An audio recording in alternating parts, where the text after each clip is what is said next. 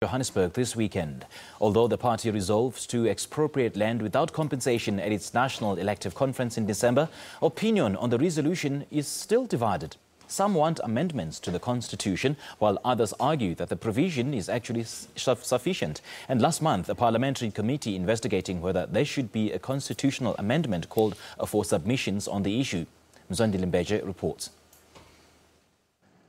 It's probably the most talked about issue in the country at the moment, and the governing party, which agreed to it at its December conference, is now tackling the issue. Parliament is also dealing with it. There is a clear social imperative to the issue of land.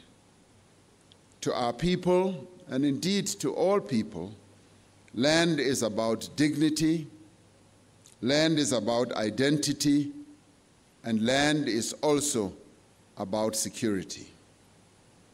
It is intimately linked to the preservation of culture and heritage. It is essentially a bridge between the past, the present, and the future. While experts on the land issue say there is nothing in the Constitution that prohibits expropriation, they say clear legislation is needed. 80% of land is in private hands. For purposes of expropriation without compensation, it's quite clear that there is no constitutional impediment as such. So what I would suggest here is that we should consider passing legislation that would make it explicit that the state has the power to expropriate without compensation. While the focus is mainly on the few who own it, some traditional communities don't have it easy.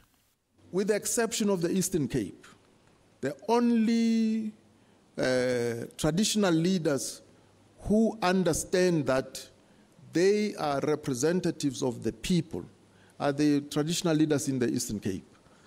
They state up front that no, they don't own the land.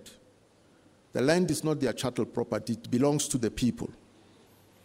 Everywhere else, all the other provinces, the traditional leaders actually introduce themselves as the owners of the land, to the exclusion of the people.